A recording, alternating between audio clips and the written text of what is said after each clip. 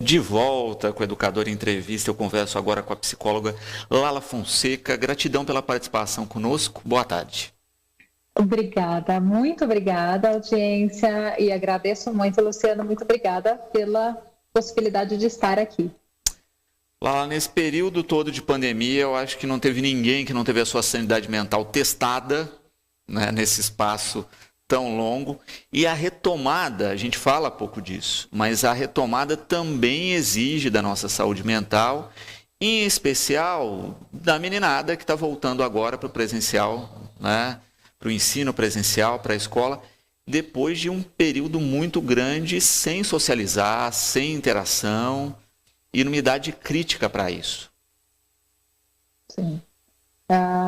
O ideal, na realidade, né, seria que fosse conforme a nossa vida foi, né, para muitos adultos, né, de uma forma gradual, de uma forma com uma dosagem ali conta-gota homeopática, né, porque a gente vai se habituando ao conviver com as outras pessoas.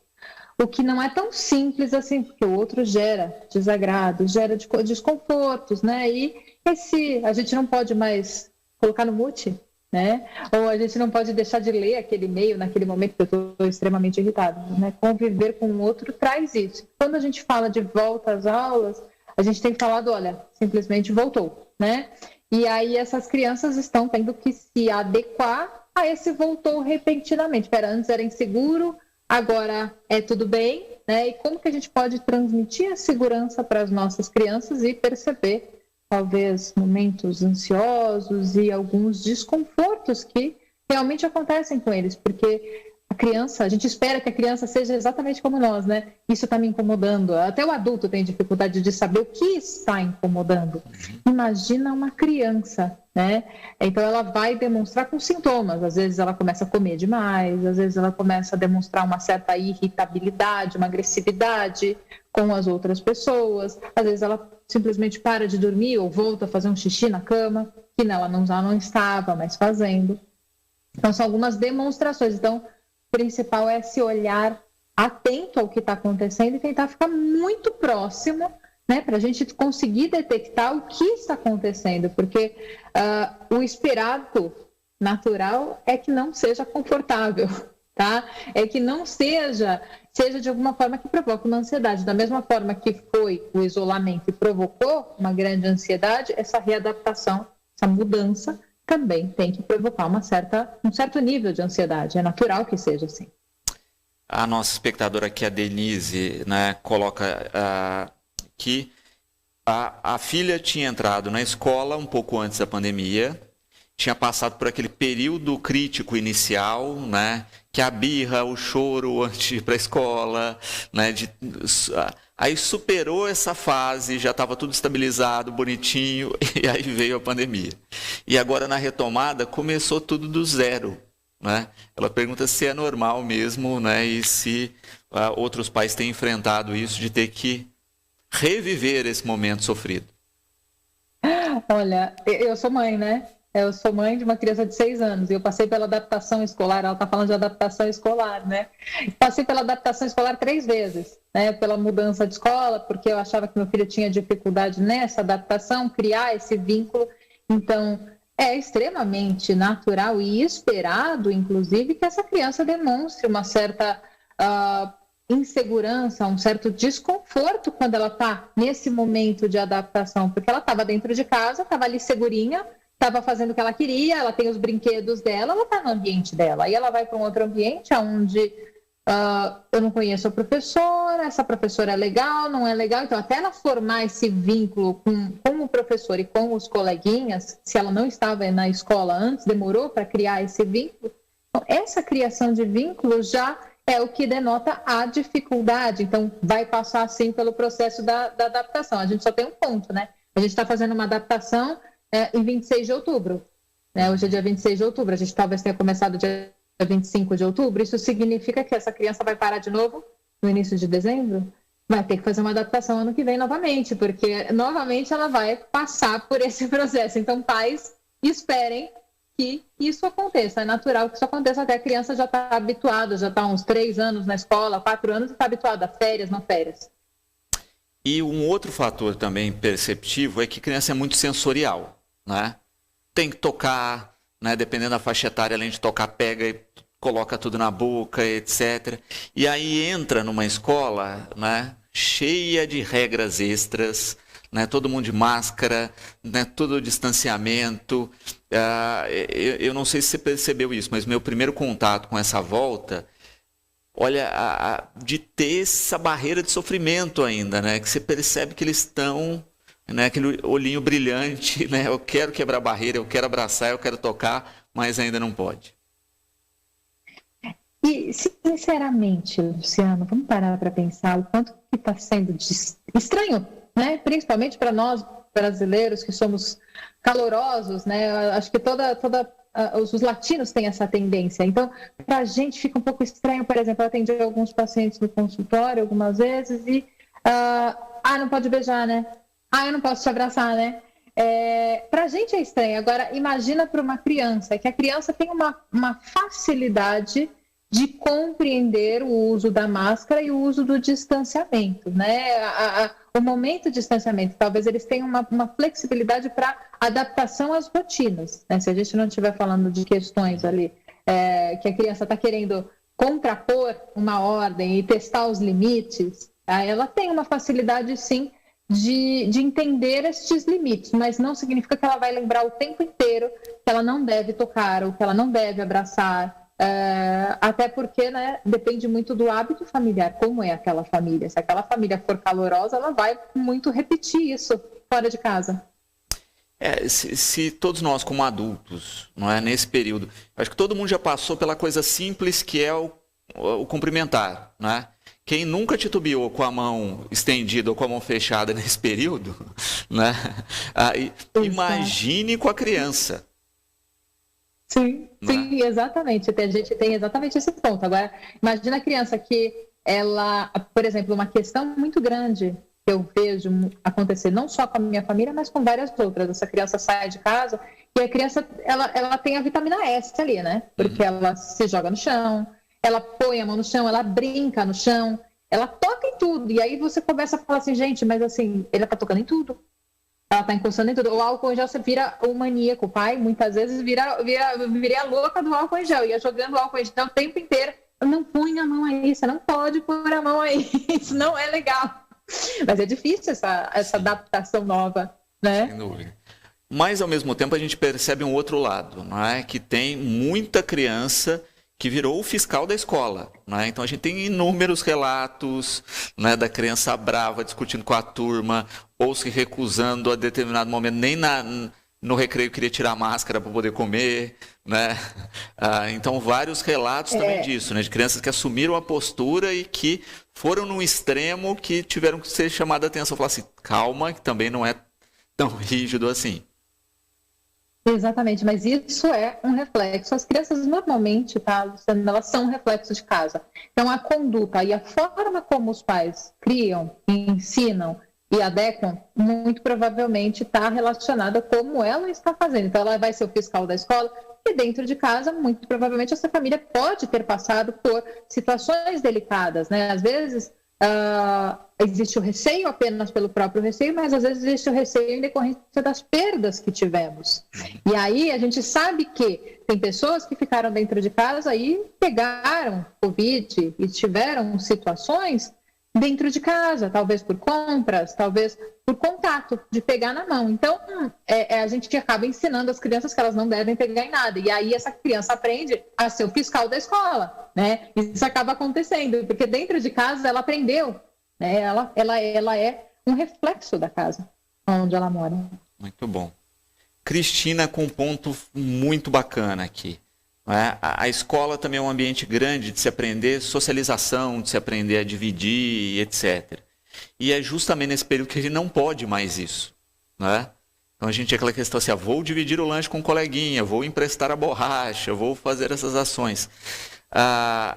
De entender que esses fatores são importantes e que não podem ocorrer hoje em função das regras sanitárias, né? Então também tem um papel importante aí de fazer essa ponte, né? E aí a gente está falando muito dos educadores, né?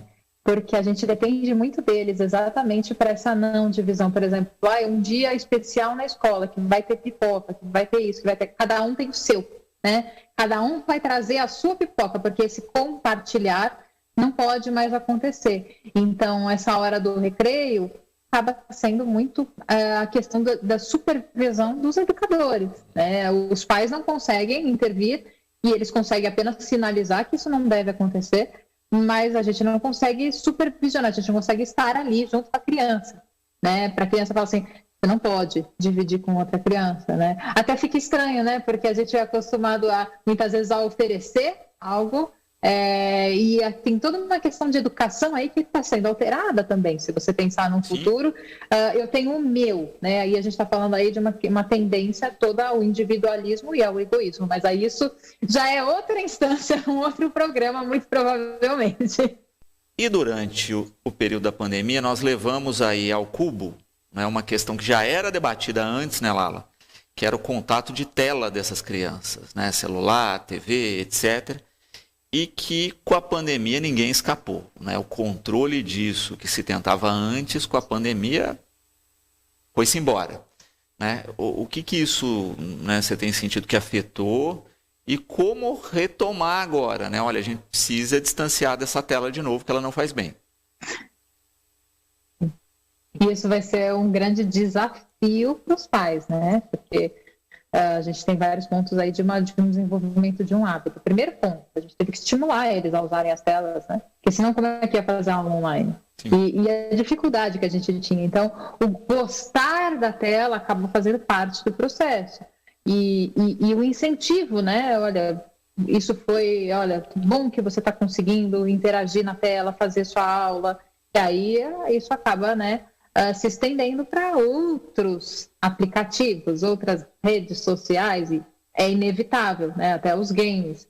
Só que a gente tem uma perda, talvez, bastante significativa, né? Porque quando eles conviviam no mundo externo, não sei o que eu posso falar dessa forma, tá? O fora de casa, elas brincavam, elas corriam, elas estavam em contato com o sol, né? E além de toda a interação, claro, com as outras pessoas, com os outros colegas. Mas isso já traz para eles assim, um hábito saudável de atividade física, de vontade de estar fora de casa. E quando a gente removeu isso e acabou incentivando ao uso dos eletrônicos, a gente está desenvolvendo um certo hábito de sedentarismo. Então, esse é um primeiro ponto aí de alerta, né? A necessidade da gente voltar a ter hábitos saudáveis, e isso acaba sendo também a prática das atividades, das brincadeiras ao ar livre, né? Que infância que existe sem a brincadeira ao ar livre? A gente também tem toda a questão cognitiva por trás do uso dos eletrônicos, né? Existe uma grande perda, sim, né? O uso de videogames, o uso, claro, tudo tem um moderar, mas só por aquela utilização a gente perde um pouco da nossa massa cinzenta, né, que envolve ali as nossas percepções, o nosso raciocínio, as nossas atitudes. Então, é importante, né, ter um tempo, ter um prazo, ter um limite. A gente não pode remover totalmente, não é legal a gente retirar. Por que a gente está retirando? Se antes era bom e agora não é mais, né? Então, na realidade, assim, analisar, parar para pensar. Quanto tempo pode ser saudável? Então, colocar um limite. As crianças sempre, adolescentes, a gente precisa de limite. A vida dá limite, né? Então, se os pais acabam tendo dificuldade em dar limite, porque muitas vezes é desagradável, tanto para os pais quanto para a situação do convívio com a criança, que é desagradável a gente falar não, né? A gente muitas vezes não sabe falar não para um adulto, quanto mais para o nosso filho, que dói na gente, né, falar esse não. Mas a gente precisa, assim, como pais, é nosso papel fundamental ensinar o não, a existência do limite para os nossos filhos. Então, por que não? Olha, filho, agora que a escola retornou, a escola voltou, não vou proibir você de utilizar o computador, o tablet ou o videogame, porque eu precisava disso em algum momento para você ficar distraído e eu poder fazer reunião, né? E tem todo esse fator, acaba sendo dessa forma, né? E acho que você pode continuar, mas a gente tem que introduzir outras coisas. Então, isso vai fazer com que você possa utilizar 1 hora por dia, 2 horas por dia. Acho que é um tempo saudável, né, de distração, até para não gerar tanta ansiedade, porque o eletrônico gera na gente uma grande ansiedade. Isso a gente não pode deixar de dizer, né? Se a gente e também tem toda a questão da comparação. A gente tem visto até reverberar aí várias notícias em mídia que, sim, é algo que provoca, assim, a questão da comparação.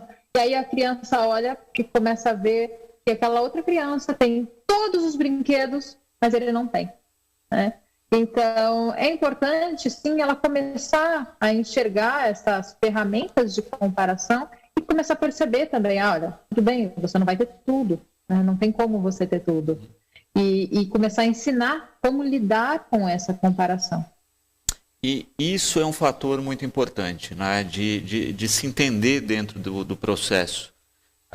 Porque muitas vezes a gente tem nessa questão da educação de pensar a infância quase como um jogo de xadrez. Vou dar um exemplo claro que eu falo muito aqui no programa. Há um tempo atrás se discutia muito a publicidade para crianças, não é? Nessa questão assim, olha, vou oferecer um produto, a criança vai fazer birra que quer, e os pais não sabem como dizer não, etc. Até que se proibiu publicidade para criança, né, nas mídias, e isso gerou um outro problema, que assim, aí a programação infantil saiu das mídias.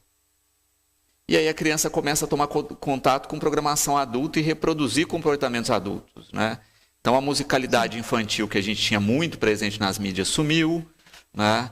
E aí a gente criou um efeito rebote pior, né? Ao invés de regular e da gente criar ferramentas que essa publicidade infantil atuasse de uma maneira saudável, a gente retirou e gerou esse efeito cascata. Sim. Tão trágico quanto. Nenhuma censura totalmente, né, acredito que seja saudável para todos nós. A gente tem que aprender a lidar com o limite, né? Vamos censurar e pronto, acabou, a gente censura isso e aí deixa de existir. Não vai deixar de existir, a gente só está deixando de falar sobre isso, né? Então, na realidade, assim, tudo tem que ser temperado, tem que ter uma medida, tem que ter a dosagem certa de sal e de pimenta e por aí vai, né? Então, assim, tenho que dar o limite, tenho que ensinar meu filho que ele não vai ter tudo e o quanto e o como pode ser essa publicidade, esse é o ponto, né? Mas, se ela não vê na televisão, e aí ela vai deixar de ver a televisão, porque ela acha muito interessante ver aquele brinquedo na televisão, ela vai ver em outro lugar.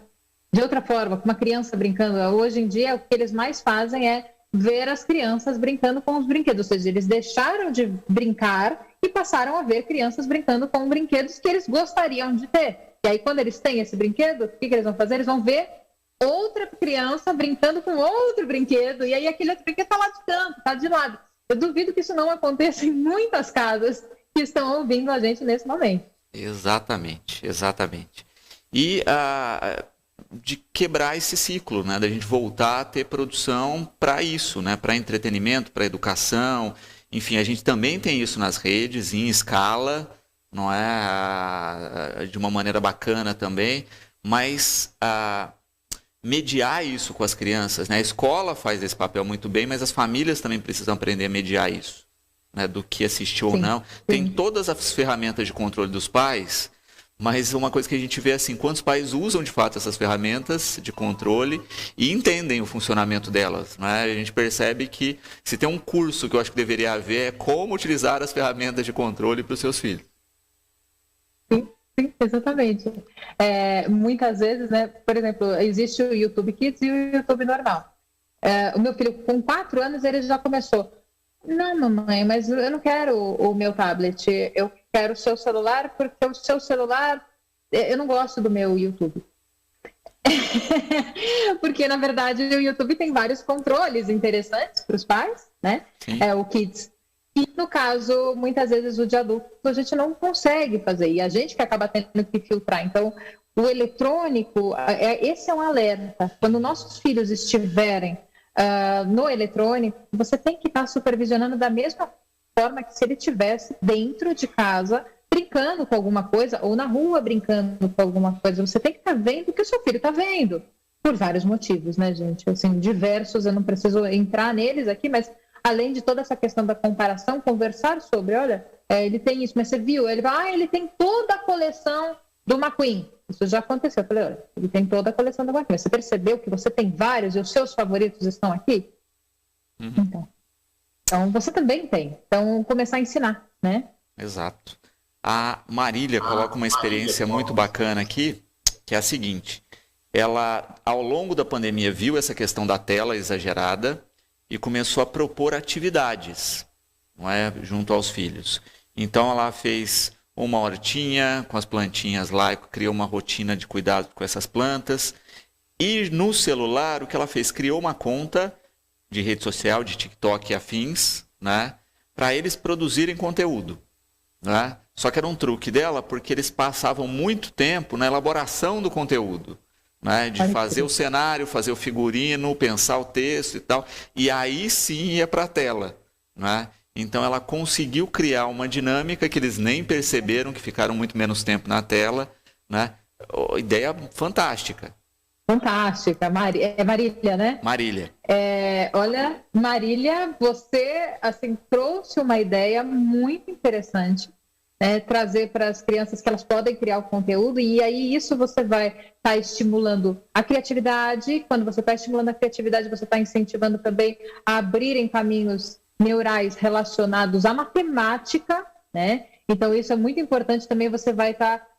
Ela vai estar utilizando o raciocínio lógico, ela vai estar utilizando as conexões que tem as relações entre as coisas e criando uma história, né? Trazendo a imaginação e a fantasia dela para fora. Então, essa ideia foi ótima, e ainda ela conseguiu, como efeito colateral, fazer com que ela não ficasse vendo outras coisas que talvez ela nem precisasse estar vendo. Então, essa é uma boa utilização dos eletrônicos, é um bom exemplo, é um ótimo exemplo.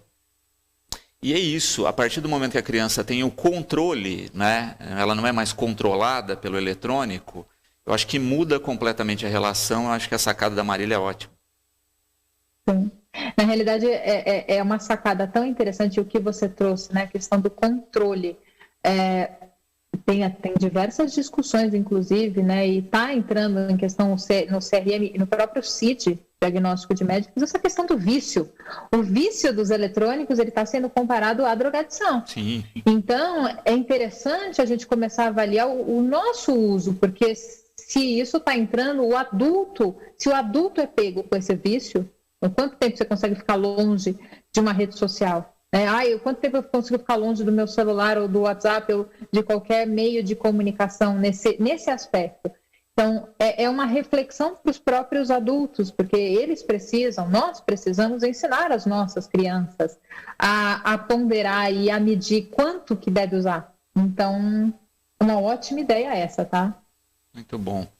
Querida, para quem quiser conhecer um pouco mais do seu conteúdo, dessas discussões, como é que te acessa?